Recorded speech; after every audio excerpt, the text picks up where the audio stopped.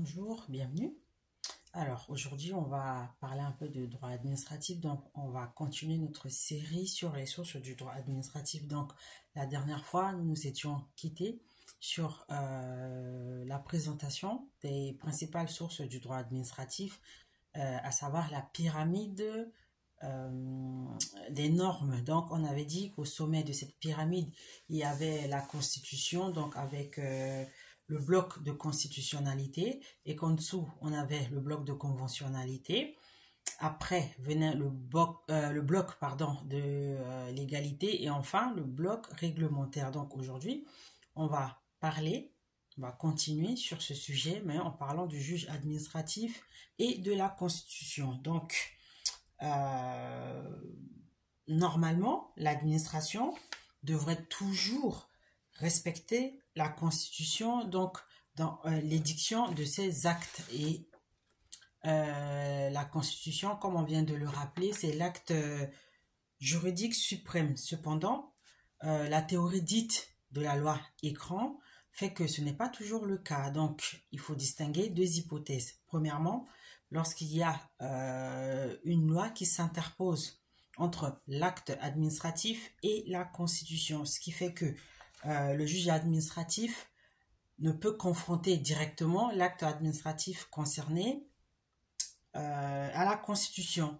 Et la seconde hypothèse, c'est celle où la loi s'interpose entre l'acte administratif et la Constitution, c'est-à-dire que la loi fait écran entre les deux, ce qui empêche le juge administratif de confronter directement l'acte administratif à la Constitution. Donc, dans la première hypothèse, où il y a une absence d'écran législatif, c'est le cas notamment en ce qui concerne les décrets autonomes, c'est-à-dire des décrets qui sont pris pour l'application d'une loi. Donc, ils interviennent dans des domaines où normalement la loi n'intervient pas. Par conséquent, par conséquent, le juge administratif peut directement confronter ces décrets à la Constitution. Et dans ce cas, il ne se heurte pas à la loi. Donc, il va censurer, c'est-à-dire annuler l'acte administratif qui sera contraire à la Constitution. Maintenant, dans la seconde hypothèse où la loi fait écran, le juge administratif, comme d'ailleurs le juge judiciaire, se refuse à examiner la conformité de la loi à la Constitution. Non seulement le juge administratif n'annule pas une loi contraire à la Constitution, mais il s'interdit de mettre en évidence, même indirectement, l'inconstitutionnalité d'une loi.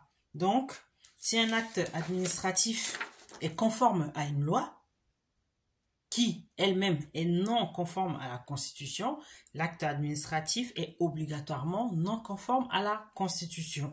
Mais si le juge administratif annule cet acte administratif, cela veut dire nécessairement qu'il considère que la loi en question est contraire à la Constitution. Or, le juge administratif et le juge judiciaire s'interdisent de franchir ce pas, car le juge administratif est, selon la formule consacrée, serviteur et non censeur de la loi.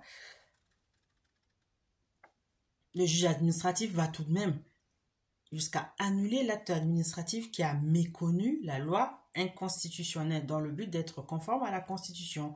Par conséquent, on peut dire que la théorie de la loi écran constitue une réserve importante au contrôle par le juge administratif du respect de la Constitution par l'administration.